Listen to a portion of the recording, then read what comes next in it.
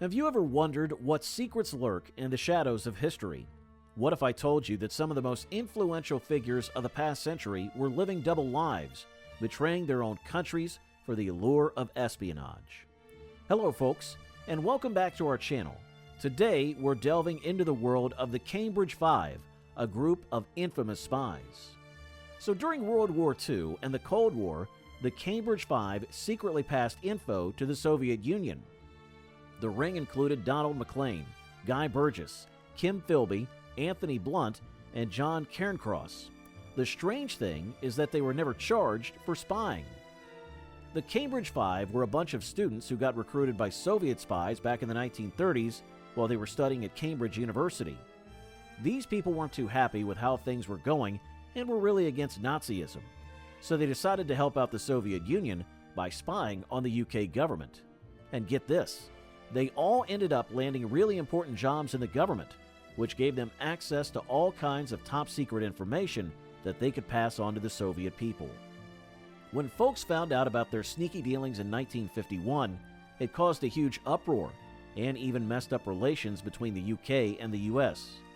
Basically, their whole story shines a light on how the British elite can get away with stuff and dodge the consequences. Now, let's discuss these infamous spies in detail.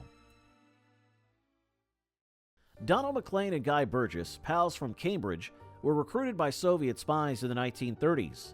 Despite their struggles with alcohol and blabbing about their covert work, they passed loads of secrets to the Soviets.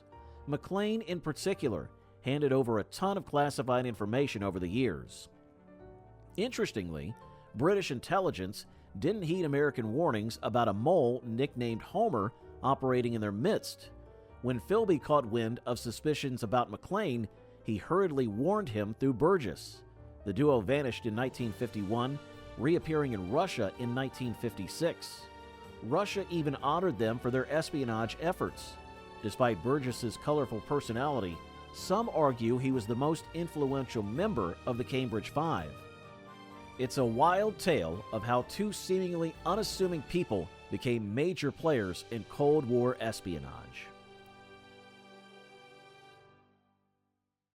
In the 1940s, the tensions between the UK and the US are already pretty tense because of this guy named Klaus Fuchs, who got busted for spying on nuclear stuff.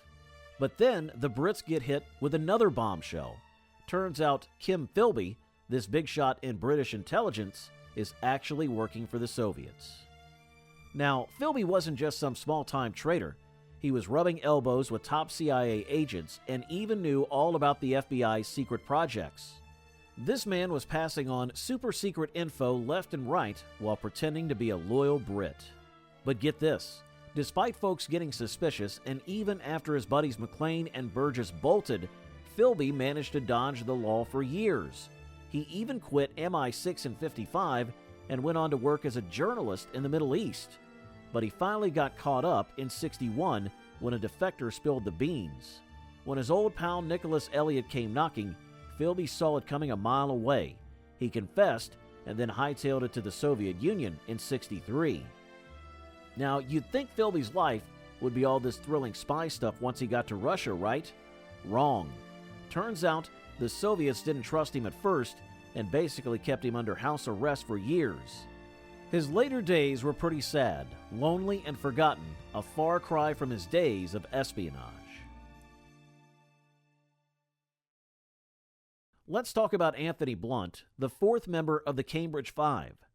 So in 1964, he dropped a bombshell and confessed to spying for Russia back in the day. This confession shocked everyone, including the royal family and Britain's spy agencies. Anthony Blunt, once in charge of the Royal Art Collection, also worked as an MI5 member while secretly passing info to the KGB.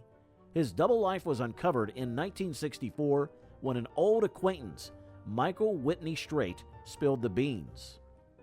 Blunt confessed to MI5 in exchange for immunity. Despite suspicions, he evaded public scrutiny until 1979, when Prime Minister Thatcher confirmed his treachery. The term Five emerged in 1961 when a defector named McLean and Burgess was part of a spy ring. Blunt's reliability remains debated, with some believing he recruited others into espionage. He left behind memoirs where he expressed regret for his actions. John Kenross, initially known as a literary scholar, was later revealed as a Soviet spy. Recruited in 1937, he leaked secrets while working in various government roles. Despite speculation, his role as the fifth man was confirmed in 1989. Some argue he wasn't part of the Ring of Five due to his later arrival at Cambridge. Still, he played a significant role, penetrating various corridors of power. Despite his confession, Kenross maintained his actions weren't harmful to Britain. Unlike his counterparts, he avoided prosecution for espionage. The controversy surrounding his identity underscores the complexity of Cold War espionage and the blurred lines between loyalty and betrayal.